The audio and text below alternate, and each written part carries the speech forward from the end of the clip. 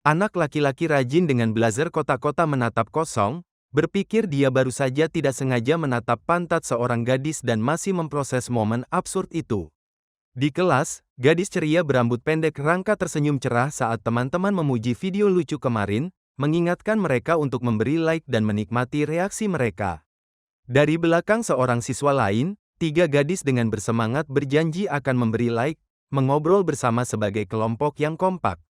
Rangka menggenggam kedua tangannya dan tertawa dengan pipi memerah saat narasi menyebutnya sebagai influencer super populer yang tak terbantahkan, Rangka Kichijuji.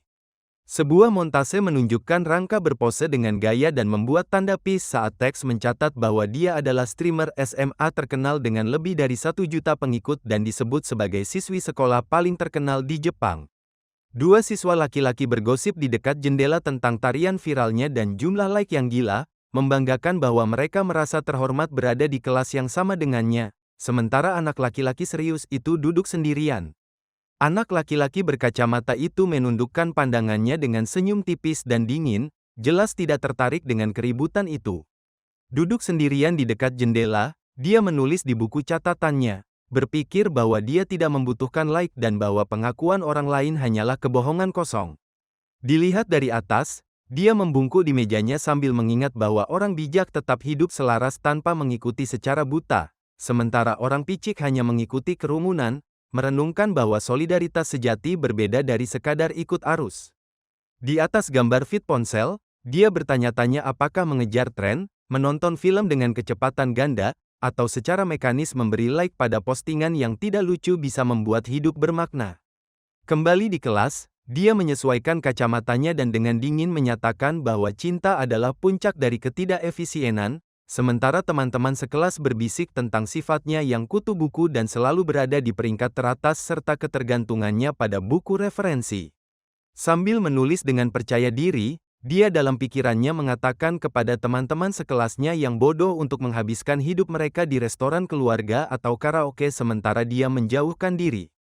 Dilihat dari atas, dia duduk sendirian di antara meja-meja yang tersebar, bertekad untuk mendorong dirinya ke ranah yang tidak akan pernah bisa mereka capai dan di sana menemukan kebahagiaan sejati.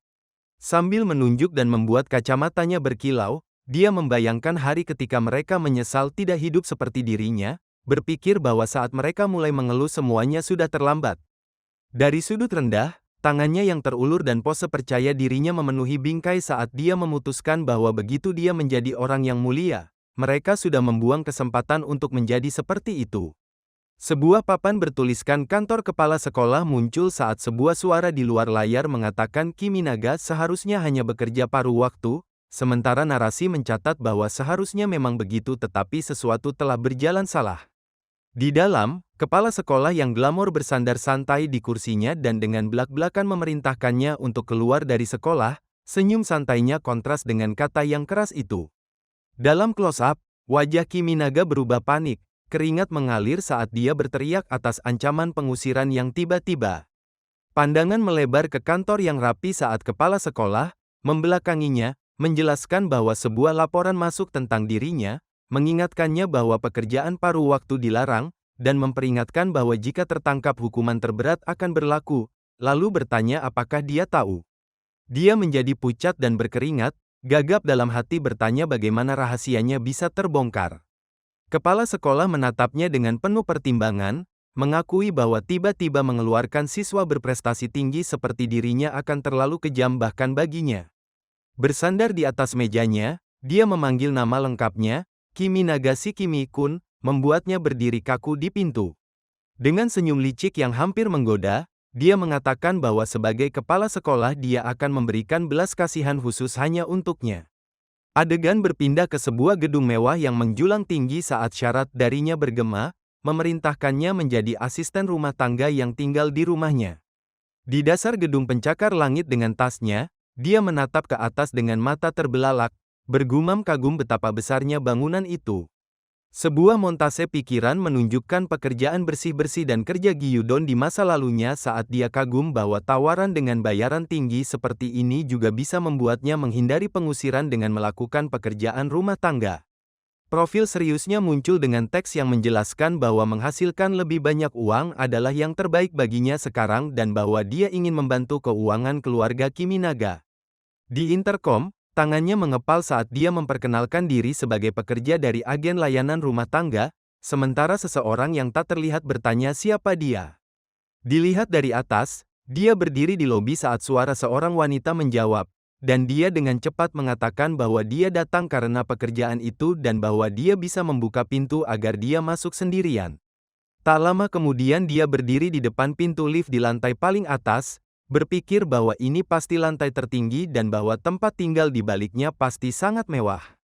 Dalam close-up, dia menguatkan dirinya, berpikir bahwa dia terampil melakukan pekerjaan rumah dan seharusnya bisa menangani pekerjaan ini. Dia menggenggam gagang pintu, mendorongnya terbuka, dan dengan sopan mengumumkan kedatangannya, tanpa menyadari apa yang menunggunya di dalam. Pintu itu memperlihatkan gunungan sampah dan kotak-kotak, dan dia mundur ngeri, berteriak dalam hati jenis kamar kotor apa ini. Kotak kardus meluap dengan pakaian, kantong plastik, dan piring kotor dengan sisa makanan saat dia secara mental mencatat setiap pemandangan menjijikkan itu. Menyeka keringat, dia meratapi bagaimana rumah mewah ini terbuang sia-sia dalam kekotoran seperti ini, bertanya-tanya orang seperti apa yang hidup seperti ini. Pandangannya bergerak melewati sampah menuju bentuk mencurigakan di antara kotak-kotak, bertanya-tanya apakah ada sesuatu yang tersembunyi di sana. Kacamatanya berkilau saat dia menatap sesuatu yang tampak seperti pantat yang menonjol dari tumpukan sampah, bertanya-tanya makhluk apa itu, bahkan sempat takut itu iblis pantat misterius. Sebelum menyadari dengan tidak percaya bahwa pantat itu tampaknya sedang berbicara. Kamera memperlihatkan Rangka mengenakan kaos besar sedang merangkak sambil merekam dengan ponselnya, berulang kali membuat suara seperti kucingnya kepada seseorang di luar layar. Close-up wajahnya yang terkejut dengan potret kecil Kiminaga menunjukkan bahwa dia mengenalinya sebagai teman sekelasnya dan gadis dari video media sosial. Layar ponselnya menunjukkan seekor kucing saat Rangka terus mengatakannya sambil menggeliat, dan dia menyadari di latar belakang bahwa dia sebenarnya sedang merekam kucing itu. Mendekat dengan canggung, dia memperkenalkan diri dan menjelaskan bahwa dia datang setelah direkomendasikan untuk pekerjaan rumah tangga, sementara dia berdiri kaku dengan kaos longgarnya, jelas terkejut. Dia tiba-tiba menjerit dan mengayunkan tangannya dengan liar. Anggota tubuhnya yang mengamuk membuatnya terlempar dalam teror dan kesakitan. Dia kemudian berdiri hanya dengan kaos dan pakaian dalam, mencengkeram ujung kaosnya dan dengan marah berteriak bahwa dia seorang mesum, tubuhnya gemetar. Terjerat dalam bra yang jatuh, Kiminaga panik, bersikeras dalam hati bahwa dia bukan mesum dan bertanya-tanya bagaimana semua ini bisa terjadi. Dengan wajah memerah dan napas terengah-engah, Rangka dengan panik memberitahu seseorang bernama Meru bahwa ada penguntit mesum dan menuntut kakak perempuannya Kikune keluar, sementara Kiminaga terbaring pusing di antara tumpukan sampah. Dari pintu yang setengah terbuka, kakak perempuan gamer yang montok dan mengantuk bernama Meru muncul dengan headphone, kesal dengan suara Rangka dan mengeluh bahwa suaranya masuk ke mikrofon. Seorang gadis lain masuk dengan penuh energi sambil menyatakan bahwa dia sudah pulang, melangkahi sampah saat ruangan berantakan dan Kiminaga yang terkejut terlihat. Adik perempuan termuda yang penuh energi ini berhenti, menatap keadaan Rangka, dan dengan polos bertanya mengapa Ranne berpakaian seperti itu, bingung dengan situasinya. Sementara Rangka dengan marah mengklaim bahwa seorang penyusup mesum mengganggu proses rekamannya, Kiminaga yang mencoba membela diri bertanya-tanya apa yang sebenarnya terjadi. Ketiga saudari itu mengelilingi Rangka, yang dengan kaget mengatakan bahwa seorang asisten rumah tangga ada di sini, kewalahan dengan perkembangan ini. Mata Kiminaga yang menyipit memenuhi panel saat dia dengan kaku menjelaskan bahwa dia secara pribadi diminta oleh kepala sekolah, bukan hanya datang begitu saja. Di ruangan kotor itu, adik termuda bertanya mengapa dia tahu ibu mereka adalah kepala sekolah, sementara Rangka bergerak canggung dan yang lain melihatnya berlutut di lantai yang berantakan. Rangka tampak serius saat dia mengakui bahwa pekerjaan paruh waktunya telah diketahui dan bahwa bekerja di sini adalah syarat agar dia tidak dikeluarkan dari sekolah. Mendekat, dia dengan ragu menyebut nama keluarganya dan akhirnya mengingatnya, sementara dia mencatat bahwa dia benar-benar kutu buku Kiminaga dari kelasnya. Di depan televisi, dia berteriak tidak percaya bahwa orang seperti dia benar-benar ada, bersikeras bahwa dia adalah siswi SMA paling populer di Jepang dan terkejut bahwa dia bisa melupakannya, sementara ruangan masih kacau. Amarahnya meledak saat dia berteriak frustrasi, sementara dia dengan tenang berkomentar bahwa kepercayaannya menyebut dirinya nomor satu di Jepang sangat tinggi. Sebuah panel pikiran menunjukkan versi chibi para saudari yang mengatakan seseorang pasti telah membuka kunci otomatis. Satu menuduh Rangka membiarkan penguntit masuk dan yang lain setuju bahwa kalau tidak, pintu itu tidak mungkin terbuka. Rangka meringis, berkeringat dan menggertakkan gigi saat dia menyadari tindakannya sebelumnya mungkin telah membuatnya bisa masuk. Dia berteriak memanggil Kikune ke arah televisi yang kini kosong, dan jawaban kecil dari luar layar mengatakan bahwa dia ada. Avatar virtual dari kakak perempuan tertua mereka tiba-tiba muncul di televisi, dengan ceria bertanya apakah seseorang memanggilnya, sementara Kiminaga menatap dengan bingung. Dalam close-up, Kiku yang animasi itu meminta maaf, mengatakan dia lupa menyebutkan apapun dan tidak pernah memberitahu dua adiknya bahwa seorang asisten rumah tangga laki-laki akan datang. Dari sudut pandang Kiminaga, dia melihat Rangka dengan marah menekan televisi sementara narasi mencatat bahwa dia secara harfiah sedang berdebat dengan sebuah ilustrasi, membuatnya tak bisa berkata-kata. Sebuah gambar lebar ruangan penuh sampah menunjukkan semua orang berkumpul saat adik termuda menyarankan mereka tenang dan memulai perkenalan dengan benar, berputar dengan penuh energi. Dengan kilauan di belakangnya, adik termuda membuat tanda peace dan memperkenalkan dirinya sebagai Chainan Nana, bayi menawan dari keluarga Kichijuji dan calon pengisi suara berbakat yang hampir debut. Adegan berpindah ke saudari tengah yang menggoda bernama Meru, yang memperkenalkan dirinya sebagai anak ketiga yang hobi dan pekerjaannya adalah bermain game, menatap Kiminaga dengan dingin dari balik headphone. Dalam panel sempit, Chainan Nana dengan ceria memanggil Kikune untuk perkenalan terakhir sementara Rangka, yang diberi label anak kedua, berdiri canggung di samping dalam diam. Di televisi, Kiku tersenyum dan memperkenalkan dirinya sebagai yang tertua, menjelaskan bahwa pekerjaan utamanya adalah ilustrator, pekerjaan sampingan VTuber, dan hobinya berpura-pura menjadi gadis SMA bernama Hisoka Kukiki. Chainan Nana, di depan televisi, menjelaskan bahwa Kikune pada dasarnya adalah roh penjaga rumah yang hampir tidak pernah keluar dari kamarnya dan hidup melalui avatarnya. Kelompok itu bereaksi saat Rangka berteriak agar mereka berhenti akrab dengannya begitu cepat, sementara yang lain menggoda bahwa orang yang tidak mengenal VTuber itu jarang dan Kiku dengan bangga bertanya apakah avatarnya terlihat imut. Rangka menggertakkan giginya dan mengerang sementara Kiminaga dengan tenang menunjuk ke kekacauan di sekitar mereka, bertanya apakah dia benar-benar bisa mengatakan seorang kutu buku tidak bisa membersihkan ketika bahkan ruang tamu seburuk ini. Menyesuaikan dasinya, dia memerintahkannya untuk meninggalkan rumah selama 1 jam dan pergi ke suatu tempat, membuatnya terkejut saat dia tiba-tiba mengambil alih keadaan. Dengan tatapan serius dan menantang, dia menyentuh kacamatanya dan menyatakan bahwa dia akan membuktikan apakah rumah ini benar-benar membutuhkan bantuannya. 1 jam kemudian, ruang tamu yang sama berkilau bersih, sinar matahari masuk saat seseorang berseru kagum pada perubahan itu. Kucing keluarga tidur di atas bantal yang berkilau sementara adik termuda kagum bahwa karpet di bawahnya sekarang bisa terlihat lagi. Panel lain menunjukkan lantai kayu yang dipoles saat avatar Kiku berkomentar bahwa bahkan lantainya pun bersinar. Rak yang tertata rapi dan barang-barang yang tersusun dengan baik muncul sementara Meru berkomentar bahwa dia akhirnya tahu di mana semuanya berada, terkesan. Meja makan yang bersih penuh dengan hidangan segar berkilau saat Kiminaga mencatat bahwa karena isi kulkas mereka hampir busuk, dia juga menyiapkan makan malam, membuat mereka berseru kagum.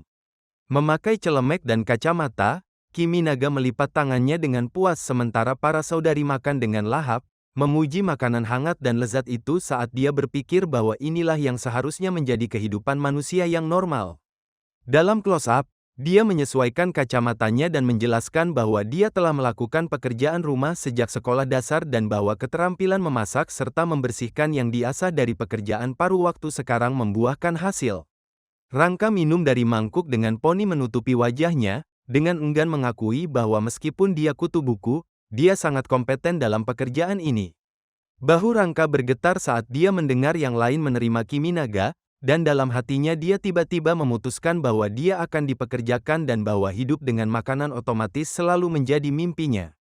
Mangkuk itu membentur meja dengan suara keras dan sedikit percikan saat tangannya bergerak tiba-tiba, menandakan perubahan tekadnya yang mendadak. Menepukkan kedua telapak tangannya ke meja, Rangka menatap tajam dan dengan keras membalikkan keputusannya, berteriak bahwa dia ditolak, harga dirinya menghapus semua antusiasmenya. Kiminaga menatap dengan terkejut dan menuntut alasan, memprotes bahwa pekerjaannya sempurna, sementara dia berjalan ke arahnya dengan permusuhan yang baru. Dia kemudian mendorongnya keluar melalui pintu ke lorong, berteriak bahwa dia ditolak dan sama sekali tidak diterima sebagai penjaga rumah. Menunjuk dengan marah dari ambang pintu, dia berteriak agar dia pergi sekarang juga dan membanting pintu, wajahnya merah menyala. Tertinggal di koridor dengan celemek yang kusut, Kiminaga melihat pintu yang tertutup dan bergumam bahwa mungkin dia baru saja mencetak rekor pemecatan tercepat. Close-up wajahnya yang cemas menunjukkan dia berkeringat saat dia bertanya-tanya apakah ini benar-benar pemecatan tercepat yang pernah dia alami. Kemudian di kantin, dia menjelaskan semuanya kepada seorang gadis berambut panjang di sampingnya, yang mendengarkan, berkata bahwa jadi begitu yang terjadi, lalu mengalihkan topik. Bersandar di meja dengan sedotan, dia dengan santai mencatat bahwa panjang rok gadis lain membuat lututnya terlihat anehnya menarik, membuat Kiminaga panik di belakangnya dan berteriak agar dia berhenti. Di luar di bangku dengan makan siang, dia mendengar teriakan kesalnya dari jendela dan menegur bahwa satu-satunya temannya hampir dikeluarkan dari sekolah, jadi dia setidaknya harus sedikit peduli. Menghadapnya, dia mencatat dengan senyum kecil bahwa jarang melihatnya sekacau ini dan dengan ringan berterima kasih atas makanan yang dia bagikan. Sebuah diagram namanya muncul saat dia memanggilnya Kunshi-kun, dan dia merenung bahwa julukan aneh itu, dari kanji orang bijak dalam nama Kiminaga si Kimi, berasal darinya. Narasi menampilkan potret elegan gadis berambut panjang itu, memperkenalkannya sebagai Mitaka Matsuba, orang yang bersikeras menggunakan julukan itu. Duduk berdampingan dengan cahaya kota di luar, dia mengatakan bahwa situasinya terdengar membuat iri, sementara dia berpikir bahwa mereka benar-benar adalah satu-satunya teman sejati satu sama lain. Sebuah panel ramping menunjukkan Rangka dengan label Kichijuji Rangka, seorang streamer super terkenal yang dipuji sebagai siswi SMA paling populer di Jepang. Montase lain menunjukkan Meru di setup gamingnya, diperkenalkan sebagai Kichijuji Meru, seorang siswi SMP jenius yang disebut sebagai pro gamer wanita paling disorot di dunia. Adik termuda muncul di depan mikrofon, digambarkan sebagai Kichijuji Chainan Nana, pengisi suara muda yang sangat menjanjikan yang mengguncang industri di usia 14 tahun. Mitaka menggenggam tangannya dan menjelaskan bahwa banyak orang ingin melayani tiga saudari ini dan bahwa dunia menyebut mereka Tier 1 Sister, kasta tertinggi di sekolah. Mendengar itu, Kiminaga menatap ke atas dengan terkejut, diam-diam mengulangi Tier 1 Sister dan menyadari keluarga elit seperti apa yang telah dia terlibat dengannya. Mitaka meliriknya dan dengan santai mengingatkan bahwa keluarga Kichijuji memiliki 4 saudari, lalu bertanya tentang yang tertua saat dia berbalik sedikit terkejut. Saat gambar Kichijuji Kiku muncul, Mitaka menjelaskan bahwa kakak tertua tidak pernah datang ke sekolah tetapi menghasilkan banyak uang sebagai VTuber dan ilustrator. Dia tersenyum licik dan memberitahu Kunshi-kun bahwa jika dia ingin menghindari dipecat dia harus mendekati para saudari itu, menggoda sambil mengutip aturannya sendiri tentang tetap menjaga jarak. Menyesuaikan kacamatanya, Kiminaga menjawab bahwa seorang pria sejati bekerja sama tanpa harus ikut arus dan berjanji akan melakukan yang terbaik. Dalam fantasi Mitaka, Kiminaga dipaksa mengenakan seragam pelaut dan disuruh merangkak sementara dia tertawa bahwa jika dia pernah benar-benar putus asa dia akan mempekerjakannya seperti ini, sementara dia berpikir dia selalu berlebihan. Kembali di kelas, Mitaka menyapa Rangka dengan ceria sementara Kiminaga mengamati dan berpikir bahwa untuk pekerjaannya sekarang hambatan terbesar adalah permusuhan Rangka, memutuskan dia harus melunakkan kewaspadaannya. Sebuah gambar jauh menunjukkan dia secara formal mendekati tiga saudari itu di meja mereka, mencoba berbicara dan mulai berbaikan. Wajah Rangka menjadi gelap saat dia mendecakkan lidah, jelas kesal dia mendekat lagi. Dengan senyum kaku dan tangan terangkat, dia mengakui dalam hati bahwa gaya hidup mereka benar-benar berlawanan dan menjadi dekat tampaknya hampir mustahil, bahkan saat seseorang bertanya apakah dia membutuhkan sesuatu dengan Rangka. Sebuah gambar luar gedung pencakar langit muncul saat dia menarasikan bahwa meskipun peluangnya kecil dia tidak boleh menyerah pada pekerjaan ini. Kemudian di depan pintu rumah mereka, dia bertanya-tanya apakah Rangka sedang keluar, tanpa menyadari seseorang di dalam sedang bergegas menuju pintu. Pintu terbuka dan China Nana tersenyum cerah, dengan penuh energi menyambutnya kembali dan memanggilnya kakak dengan nada yang terlalu akrab dan teatrikal. Duduk berhadapan di sofa, dia melipat tangannya dan berkata bahwa seorang gadis yang memanggil orang asing Oni-chan pasti memiliki kegelapan batin dan menawarkan untuk mendengarkan masalahnya, membuatnya memprotes bahwa dia tidak boleh memperlakukan dirinya seperti anak tragis. Dia melambaikan tangan mengabaikannya sambil tersenyum bahwa itu hanya latihan akting, mengulang bahwa itu hanya latihan sementara dia mendengarkan dengan skeptis. Bersandar mendekat dengan mata berbinar, China Nana bertanya apakah memanggilnya Oni-chan membuat jantungnya berdebar, sementara catatan kembali memperkenalkannya sebagai adik termuda dan pengisi suara yang sudah bekerja. Dia mengetuk dagunya dan bertanya-tanya apakah sebaiknya dia memanggilnya senpai saja demi keamanan, sementara dia berkata datar bahwa sebutan Oni-chan hanya membuatnya takut.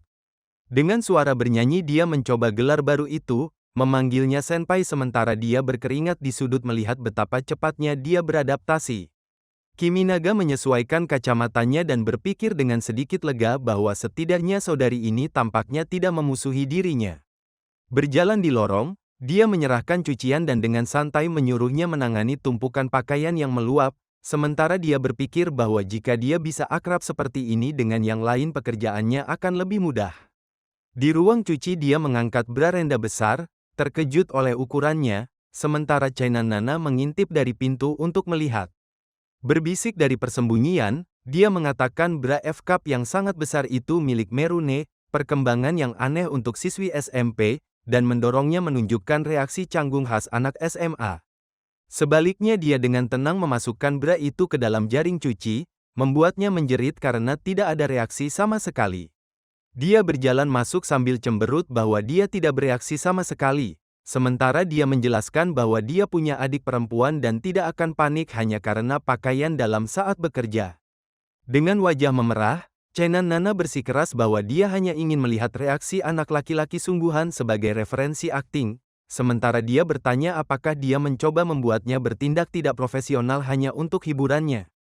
Saat dia melanjutkan kecucian lain, dia dengan lembut bertanya apakah teman sekelas bisa membantu pekerjaan rumah saja, sementara dia, memerah dan menyentuh bibirnya, mengatakan ada alasan lain selain kenyamanan mengapa mereka membiarkan anak laki-laki seusianya masuk dan bahwa itu tidak akan semudah itu bagi kebanyakan orang. Bersandar ke dinding dengan senyum malu, dia mengakui alasan sebenarnya adalah dia selalu ingin memiliki kakak laki-laki. Kiminaga mengingatkannya dengan nada bercanda bahwa dia sudah memiliki adik perempuan, tetapi dia bersenandung bahagia dan menyatakan bahwa ini adalah waktu yang sempurna untuk benar-benar mulai memanggilnya si Kimi Oni-chan. Kemudian dia berjalan di lorong membawa cucian ketika Meru yang mengantuk muncul dengan kemeja besar, meregangkan tubuh saat dia membeku. Dengan headphone di leher dan satu mata mengantuk terbuka, Meru menjawab China Nana dengan datar dan menggumamkan selamat pagi yang mengantuk meskipun jelas bukan pagi. Kiminaga menunjukkan bahwa sekarang sudah pukul 6.30 sore dan bertanya apakah dia baru saja bangun serta apa yang terjadi dengan sekolah, ngeri dengan jadwal hidupnya yang terbalik. Close-up tajam matanya menunjukkan Meru bersikeras bahwa tentu saja sekolah dan gaya hidupnya saling berhubungan, menanggapi pertanyaannya dengan serius. Mengamati bersama China Nana, Kiminaga mencatat bahwa Meru hidup seperti vampir dengan siang dan malam terbalik, dan China Nana menyarankan mereka juga menyuruhnya membersihkan kamarnya, ide yang dia pikir mungkin memang perlu. Melihat ke bawah pada kekacauan dengan ekspresi canggung, Meru mengakui bahwa mungkin mulai berbahaya meskipun masih mengklaim semuanya masih terkendali. Saat China Nana dengan keras mendesaknya untuk melakukannya saja, pintu kamar Meru berderit terbuka, kegelapan menyeramkan mengalir keluar dari ruangan yang kotor. Berdiri di sampingnya, Meru mulai mengatakan lihat saat dia memperlihatkan bagian dalam kamar, pasrah sementara Kiminaga bersiap menghadapi apa yang ada di dalam.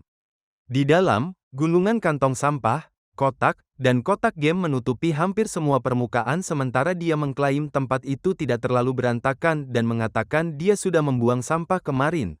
meskipun catatan mengatakan tidak ada yang terlihat rapi. Saat mereka berjalan melewati tumpukan itu, Kiminaga mengatakan dia akan membersihkannya sebelum dia sakit, sementara dia buru-buru memperingatkannya agar tidak menyentuh keyboard atau mouse, lebih peduli pada peralatan gaming daripada kesehatan. Saat dia mulai memilah barang, dia mengingat bahwa Meru adalah anak ketiga dan, jika dia tidak salah ingat, seorang pro gamer, melihat betapa sepenuhnya dia fokus pada game meskipun tempat itu kotor. Tiba-tiba matanya membesar dalam panel sempit ketika dia melihat sesuatu yang tak terduga di antara tumpukan. Berikutnya, Meru terbaring di tempat tidur dengan pakaian dalam yang terbuka, berteriak ketika dia tanpa sengaja menarik selimut yang menutupinya. Dengan gugup dia menutup wajahnya dan menyuruhnya mengenakan sesuatu, sementara dia berdiri dengan berani hanya dengan pakaian dalam, mengatakan bahkan saudara kandung pun akan merasa ini terlalu terbuka. Dia dengan tenang menyesuaikan tali pakaian dan mengatakan itu bukan masalah besar karena secara teknis bagian sensitifnya tidak terlihat, menunjukkan hampir tidak ada rasa malu. Membungkuk dengan pakaian olahraga ketat, Meru mengatakan bahwa jika dia datang untuk bekerja dia harus mengabaikan hal kecil seperti pakaiannya, karena dia datang untuk pekerjaan, bukan yang lain. Berdiri di atasnya dengan suara rendah dan dadanya memenuhi bingkai, dia memperingatkan bahwa jika meskipun bersikap profesional dia menatap dengan mata penuh nafsu, maka dia ingin dia berhenti, membuatnya panik dan menyangkalnya. Dalam panel lelucon bertitik dia membandingkannya secara tidak menguntungkan dengan robot pembersih, sementara dia berjongkok di antara kantong sampah sambil tertawa gugup dan mengatakan dia bisa saja menganggapnya sebagai robot rumah tangga yang melakukan pekerjaan kotor. Di televisi, avatar Kiku menonton dan berkomentar bahwa dia entah sangat rajin atau benar-benar mesum, setengah terkesan dan setengah menggoda. Saat dia mencuci piring, Kiminaga menyapa televisi dengan datar dan Kiku bercanda menyebutnya makhluk protein, menuduhnya menggunakan bahasa diskriminatif saat dia mengatakan akan lebih berhati-hati. Dalam tampilan samping, Kiminaga bersikeras bahwa dia adalah pria pekerja keras yang terhormat, bertekad membuktikan bahwa dia bukan orang mesum seperti yang dipikirkan Rangka. Kiku menatapnya dari monitor dan mengatakan dia tampak seperti tipe yang belum pernah punya pacar, membaca dirinya dengan santai. Dengan wajah memerah dia menuntut bagaimana topik itu tiba-tiba berubah menjadi kehidupan cintanya, jelas tersinggung oleh ketepatannya.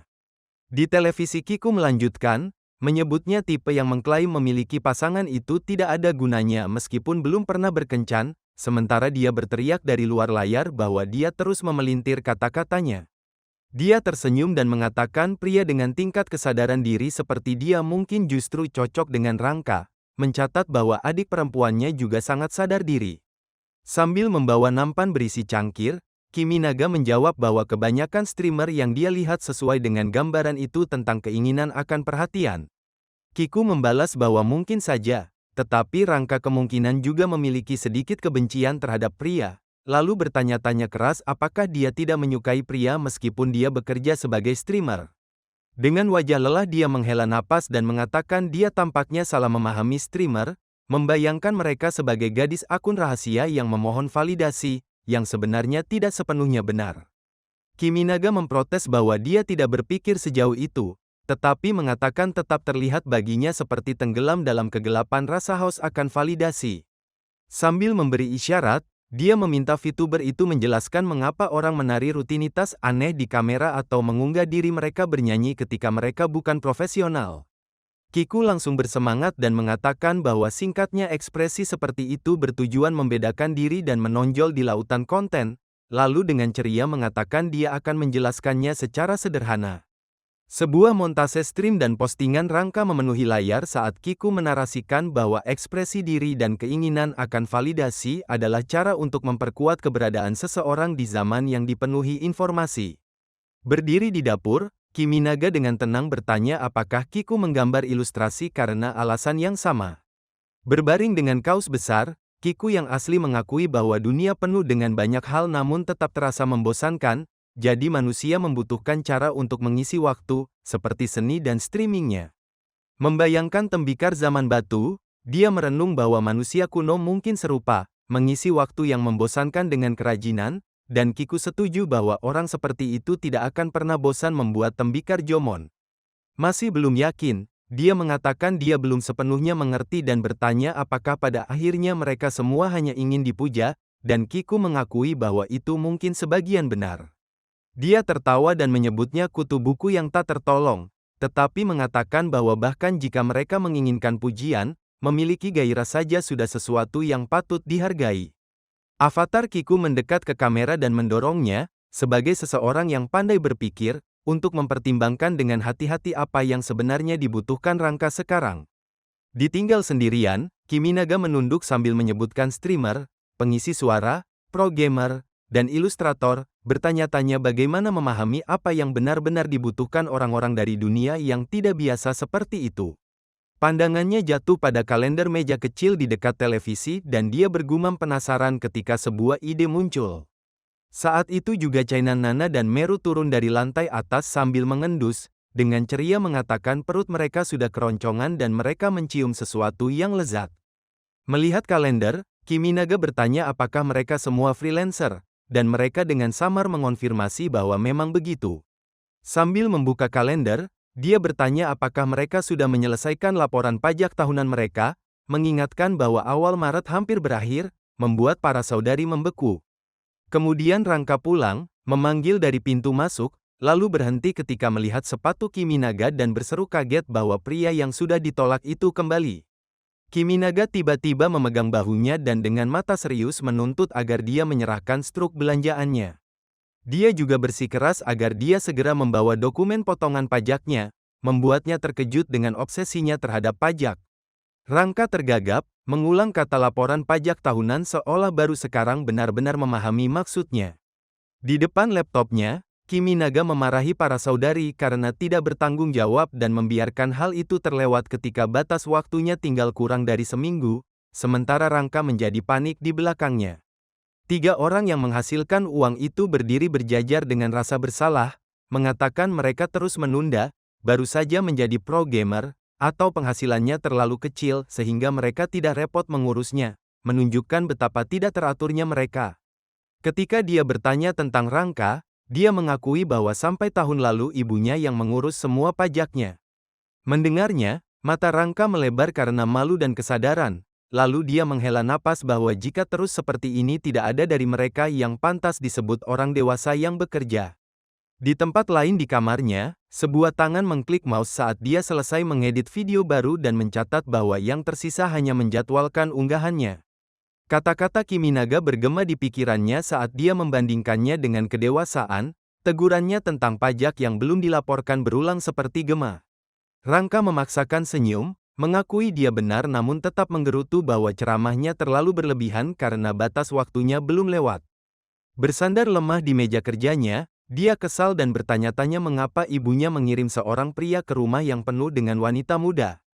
Melirik jam di laptopnya, dia terkejut melihat bahwa sudah pukul 22.35. Penasaran apakah dia masih bekerja, dia turun ke bawah dan mengintip ke arah ruang tamu.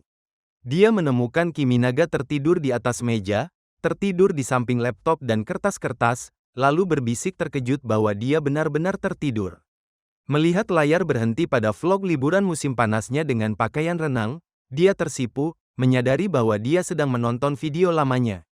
Mengambil struk yang sudah dia susun, dia menebak bahwa dia memeriksa rekaman untuk pengeluaran bisnis, terkesan oleh ketelitiannya. Berdiri di atasnya, dia berpikir pekerjaan pajak sebenarnya bukan pekerjaan rumah tangga, namun dia tetap melakukan semua ini untuk mereka. Dia bertanya-tanya apakah setidaknya dia harus menyelimutinya, terjebak antara harga diri tsundere dan rasa terima kasih yang mulai tumbuh. Kiminaga tiba-tiba bergerak, menggosok dahinya dan membuka mata di meja. Berpaling, Rangka mengakui dengan pelan bahwa dialah yang membangunkannya. Dengan wajah memerah, dia menatapnya dan dengan lembut berterima kasih atas kerja kerasnya. Bersandar di bahunya saat dia membuka kembali laptop, dia bertanya apakah dia sedang menonton videonya dan dengan hati-hati bertanya apakah dia terlihat cantik di sana.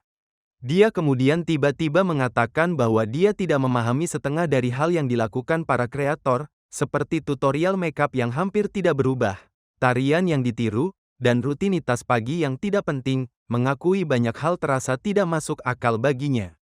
Namun dia mengatakan vlog liburan musim panas yang dia lihat itu benar-benar menarik, matanya yang lebar menunjukkan bahwa dia menghargai yang satu itu. Dia dengan tenang mengatakan bahwa narasinya mudah diikuti, pemilihan gambarnya menunjukkan selera, dan karena dia tidak menemukan struk apapun dia menganggap dia mengedit semuanya sendiri. Bibir Rangka bergetar saat dia tersipu, mengatakan pada dirinya sendiri agar tidak merasa senang atas pujiannya sementara jantungnya yang berdebar tidak mempedulikan perintah itu. Tersenyum malu, dia berterima kasih padanya dan mengatakan jika dia tetap tinggal, frekuensi postingannya mungkin akan berkurang karena dia berencana berhenti setelah menyelesaikan video berikutnya. Menjadi serius, dia mengatakan masalah yang tersisa adalah kemungkinan pengusirannya dan memutuskan dia akan meminta kepala sekolah agar dia bisa berhenti bergantung pada penjaga rumah laki-laki yang tinggal bersama gadis seusianya. Kiminaga dengan tenang menjawab bahwa dia bersedia bersujud atau melakukan apapun untuk mempertahankan pekerjaan ini, sepenuhnya bertekad untuk tetap tinggal dan mendukung mereka. Berdiri berdampingan di depan wastafel, Ibu Rangka berbicara dengan lega sementara Rangka menjawab bahwa jika keadaannya seperti ini maka tidak masalah. Kemudian di ruang tamu, Chainan Nana khawatir bahwa kereta terakhir sudah berhenti dan bertanya apakah semuanya benar-benar baik-baik saja. Sementara Meru melihat Kiminaga dan bertanya apakah dia benar-benar berniat pergi. Dilihat dari atas, para saudari menatap dengan terkejut pada Kiminaga yang duduk santai di pintu masuk saat dia menjelaskan bahwa itu bukan masalah karena dia datang dengan sepeda. Chainan Nana menutup matanya dan menghela napas bahwa itu sayang sekali karena dia baru saja mulai bermimpi makanan akan disajikan otomatis untuknya. Tersenyum sambil mengangkat gelas, Kiku di monitor mengatakan bahwa untuk penjaga rumah berikutnya mereka tidak boleh membiarkan sembarang orang masuk begitu saja dan bercanda bahwa dengan begitu adiknya bisa memamerkan pantatnya lagi suatu hari nanti. Dari sudut lantai, kaki tiga wanita terlihat ketika salah satu dari mereka dengan singkat mengucapkan selamat tinggal dan pintu dibanting di belakangnya. Kembali di ruangan, Meru menjatuhkan tubuhnya ke meja dan mengatakan itu tidak bisa dihindari karena memiliki pria di sekitar mereka pasti akan merepotkan, sementara Chainan Nana menyesal karena pekerjaannya sebenarnya akan menjadi referensi yang bagus untuk aktingnya. Dari sudut pandang tinggi, para saudari berdiri bersama di ruang tamu saat Chainan Nana mengatakan bahwa dia sendiri pasti akan lebih bijaksana jika berhenti dari pekerjaan yang memaksanya bekerja sampai tengah malam. Chainan Nana kemudian mengerutkan kening dan bertanya-tanya mengapa Kiminaga Senpai harus bekerja paruh waktu sama sekali, mencatat bahwa dia tidak terlihat seperti orang yang menghamburkan uang untuk kemewahan. Close-up matanya yang melebar menunjukkan dia menyadari bahwa jika dia sampai melanggar aturan sekolah pasti ada alasan yang lebih dalam. Mulut Kiku yang tersenyum muncul di layar saat dia menjawab dengan tenang bahwa itu karena dia berusaha membantu keuangan keluarganya. Berdiri di depan TV, Rangka menatap avatar kakaknya dan bertanya apakah Kiku mengetahui sesuatu, sementara Kiku memiringkan kepala dan bertanya-tanya apakah dia benar-benar belum pernah menyebutkannya sebelumnya. Dengan senyum lembut, Kiku menjelaskan bahwa Kiminaga adalah anak dari panti asuhan yang diadopsi oleh keluarga bisnis kelas menengah yang perusahaannya bangkrut saat dia masih SMP, dan sejak itu dia bekerja paruh waktu untuk membantu di rumah sambil menargetkan universitas negeri yang lebih murah. Mendengar itu, Rangka melongo ke layar dan berteriak bahwa mereka tidak pernah mendengar cerita itu sama sekali, sementara Kiku tetap berbicara dengan ceria di dalam bingkai televisi. Rangka kemudian menunjuk monitor sambil berteriak bahwa semua ini adalah kesalahan Kiku, sementara Kiku di luar layar mengakui bahwa meskipun Kiminaga adalah siswa kurang mampu yang sedang berjuang, Rangka telah bersikap terlalu keras padanya. Dengan air mata hampir terbentuk, Rangka menggertakkan giginya dan menyatakan bahwa dia pasti masih berada di luar, jelas panik karena telah mengusirnya. Dia berlari ke pintu, membukanya dengan keras, dan berteriak bahwa dia akan mengejarnya saat dia berlari keluar rumah. Ditinggalkan di belakang, Meru melihatnya pergi dengan napas kecil dan bergumam pasrah bahwa ternyata memang begitu.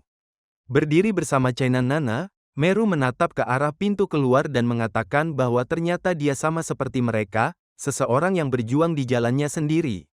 Sebuah potret keluarga abu-abu menunjukkan Kiminaga kecil bersama orang tua angkat dan adiknya saat narasinya mengatakan dia adalah anak dari panti asuhan yang diadopsi hanya untuk kehilangan posisinya sebagai pewaris ketika perusahaan keluarga bangkrut 2 tahun kemudian, sesuatu yang tidak pernah dia anggap sebagai kemalangan tetapi hanya merasa bersyukur telah diterima. Dalam profil dengan latar belakang gelap, dia memutuskan bahwa dia tidak akan bergantung pada siapapun dan harus mencapai sesuatu dengan kekuatannya sendiri. Kenangan lain yang gelap menunjukkan seorang pria di balik kaca saat Kiminaga berjanji dalam hati untuk mempertahankan keyakinannya dengan menjadikan pria itu sebagai contoh negatif. Mendorong sepedanya di malam hari, dia berpikir kali ini sama saja dan bahwa dia tidak boleh membebani 4 saudari itu dengan masalahnya, bahkan ketika seseorang berteriak menyuruhnya menunggu. Saat berbalik, dia melihat Rangka yang memerah dan terengah-engah, memegang sweternya saat dia tergagap dan bertanya apakah dia melupakan sesuatu, sementara dia menatap bingung dan bertanya apa yang terjadi. Rangka membungkuk dengan wajah merah saat dia berteriak bahwa dia minta maaf dan memohon agar dia tidak berhenti, sementara dia mundur karena intensitasnya. Masih dengan wajah merah, dia mengatakan dengan terburu-buru bahwa Chainan Nana dan Meru juga merasa dia cocok dengan mereka, dan Kiminaga yang terkejut hanya bisa mengeluarkan seruan kaget. Dalam panel chibi kecil, Rangka bersikeras bahwa meskipun semua kekacauan ini dimulai karena Kiku, dia tetap menuntut agar dia meminta maaf karena dia masih marah karena dia melihat pakaian dalamnya. Membungkuk dalam di samping sepeda, Rangka menunduk dan mengatakan bahwa dia juga minta maaf, dengan tulus membalas permintaan maaf itu. Dengan mata tertunduk, dia mengakui bahwa mereka semua hidup dengan cara egois, tidak mampu mengikuti jalur masyarakat biasa, terutama karena ibu mereka menyuruh mereka hidup sesuka hati dan jarang pulang. Kiminaga mendengarkan dan, mengingat kata-kata Kiku, menyadari bahwa Rangka sekarang tahu dia juga memiliki masalah keluarga dan sedang berjuang menanganinya sendiri tanpa bergantung pada orang dewasa. Dilanda emosi, Rangka berteriak frustrasi saat dia berjuang mengatakan apa yang sebenarnya ingin dia katakan. Akhirnya dia menunjuk langsung ke arahnya dan menyatakan bahwa dia sebenarnya tidak menyukainya dan yakin dia juga tidak menyukainya, tetapi tetap tidak bisa membiarkan keadaan seperti ini. Sebuah gambar roda sepeda dan kaki mereka menunjukkan dialog saat dia mengatakan bahwa setidaknya dalam situasi mereka sekarang dia masih bisa berguna bagi mereka, dan mereka juga bisa berguna baginya. Dengan wajah memerah tetapi menatap lurus padanya, Rangka menegaskan bahwa ini bukan tentang bergantung atau mengikuti seseorang secara buta, tetapi mereka harus bekerja sama demi kepentingan masing-masing. Kiminaga menatapnya, terkejut oleh ketulusannya, saat dia melanjutkan dari bawah bahwa itulah alasan dia ingin dia tetap tinggal. Dalam panel terang, Rangka mengulurkan tangannya dengan senyum yang lebih lembut, mengatakan dia pasti sedang mengalami masa sulit dan menyarankan dia lebih sering tinggal karena dia sudah lelah dengan makanan pesan antar. Sebuah panel teks persegi mengutip pepatah bahwa orang mulia menjaga keharmonisan tanpa sekadar mengikuti orang lain, sementara orang kecil mengikuti orang lain tanpa keharmonisan sejati. Tersenyum sedikit, Kiminaga mengingat bahwa orang yang benar-benar bijak tidak bergantung pada orang lain tetapi bekerja sama dengan mereka. Lalu bercanda bahwa dalam praktiknya dia mungkin masih tanpa sengaja memergoki mereka saat berganti pakaian. Dari kejauhan di jalan gelap, dia berjanji akan berhati-hati saat berjalan dengan sepedanya dan Rangka memperingatkan bahwa itu akan berbahaya karena suaranya mungkin tertangkap di streamnya, keduanya berbagi perpisahan yang hati-hati. Dengan senyum kecil yang sedikit geli, dia menambahkan bahwa jika sesuatu terjadi itu juga akan menjadi kesalahannya, dengan ringan memindahkan sebagian tanggung jawab kepadanya. Menunjuk dengan main-main dengan satu mata setengah tertutup, Rangka menggoda bahwa jika suatu hari dia terlibat dalam skandal dia harus bertanggung jawab. Di bawah lampu kota, Kiminaga menjawab dengan serius bahwa jika hanya perlu membungkuk atau bahkan mencukur kepalanya dia akan melakukannya sebanyak yang diperlukan, menegaskan tekadnya untuk mempertahankan pekerjaan itu. Tampak luar sebuah gedung mewah ditunjukkan saat dia mengucapkan terima kasih karena diizinkan tinggal dan meminta maaf karena telah merepotkan. Di dalam lobi, Ibu Rangka menghadapinya dan meyakinkannya bahwa tidak apa-apa, mengatakan dia akhirnya pulang larut karena pekerjaan yang mereka paksa padanya. Dalam panel chibi bertitik, Rangka menuntut agar dia memberi mereka semacam kontak, apakah Line atau Instagram, sementara dia dengan canggung mengakui bahwa dia sama sekali tidak menggunakan media sosial. Kiminaga kemudian dengan bangga membuka ponsel lipat kunonya dan mengatakan setidaknya dia memiliki ponsel, membuat Rangka terkejut bahwa dia masih menggunakan perangkat seperti itu di zaman ini. Melambaikan tangannya, Rangka mengumumkan bahwa lain kali dia saja yang akan membelikannya smartphone, Sementara dia panik dan memprotes bahwa smartphone adalah alat yang diadopsi manusia terlalu cepat karena hanya memperdalam keinginan orang akan pengakuan.